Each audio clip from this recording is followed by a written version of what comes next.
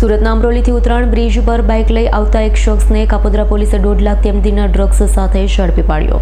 સુરતના અમરોલીથી ઉત્તરાયણ બ્રિજ પર બાઇક લઈ આવતા એક શખ્સને કાપોદ્રા પોલીસે 1.5 લાખના એમડી ડ્રગ્સ સાથે પકડી પાડ્યો। પકડાયેલો આસિફ મજીદ શાહ ઉંમર વર્ષ 34 રહે કોસાડાવાસ અમરોલી મૂળ રહે નામપુરા ગામ નાસિક છેલ્લા 2 મહિનાથી એમડીનો નશો કરતો હોવાની વાત કરી છે।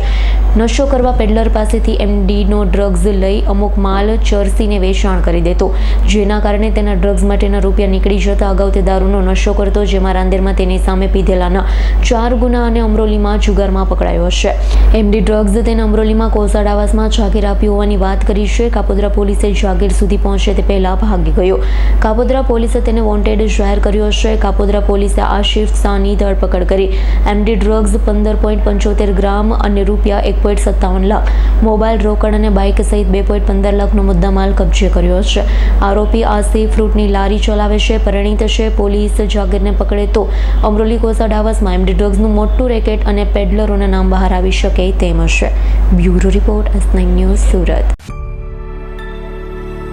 અમારી તમામ માહિતીથી અપડેટ રહેવા માટે જોડાયેલા રહો S9 ન્યૂઝ સાથે।